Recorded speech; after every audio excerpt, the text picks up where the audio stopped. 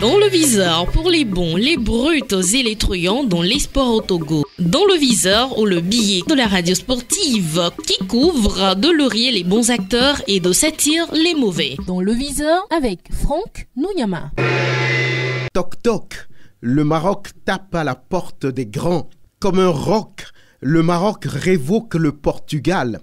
Le Maroc révoque l'Espagne. Les lions de l'Atlas poussent la sélection à la casse. Achraf Hakimi et les siens ont mis la planète foot d'accord. On a eu tort de douter des capacités mentales, psychologiques de la sélection marocaine après la leçon de discipline, de résilience, de courage montrée dans le match contre la Furia Roja. Yassine Bounou a porté jusqu'au bout son équipe. Oui, le Maroc l'a fait. Les Lions de l'Atlas ont relevé le défi de se qualifier pour les demi-finales d'une Coupe du Monde de football lorsqu'il s'agit d'un pays africain. C'est une nouvelle histoire écrite par le Maroc avec cette qualification pour les demi-finales de Qatar 2022. Quelle merveille! Quelle sélection marocaine! Certainement le réveil d'un football pétri de talent, mais toujours en retard sur celui européen, sud-américain et même asiatique.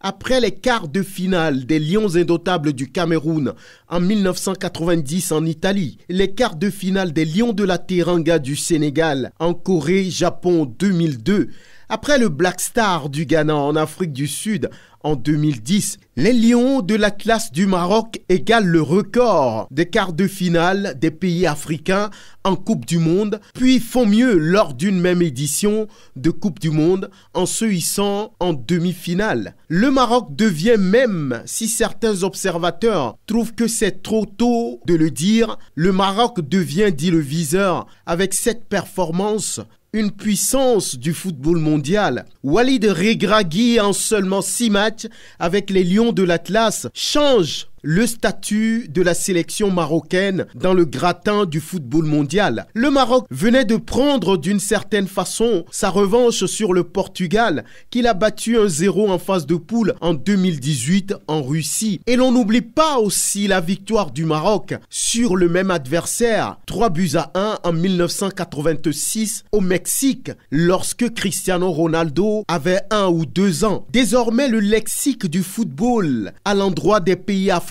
va bouger avec cette performance double XL des Lions de l'Atlas. Hélas pour les adversaires du Maroc, cette équipe, cette sélection sort le football africain de cette période ancienne de troc pour l'exposer à la modernité. Cet exploit de Walid Regragui et ses hommes rentre dans l'éternité et va à coup sûr changer les réalités actuelles. Seule sélection à avoir terminé la phase de groupe avec 7 points après un nul vierge face à la Croatie, vice-championne du monde en titre, le 23 novembre dernier. Victoire de 2-0 sur la Belgique, la 3e meilleure sélection au monde en 2018, le 27 novembre. Et puis, un succès sur le Canada 2-1 pour boucler un premier tour maîtrisé dans le groupe F. Aujourd'hui, on peut se dire que le Maroc, au vu de son parcours, reste une équipe, un groupe préparé pour gagner des matchs. Yassine Bounou, Romé Saïs, Sofiane Amrabat, Ounaï, Noussaïr Mazraoui, Hakim Ziyech, Achraf Hakimi, Sofiane Boufal ou encore El Nesri sont comme dans la révolution de ce qui a constitué pendant trop longtemps,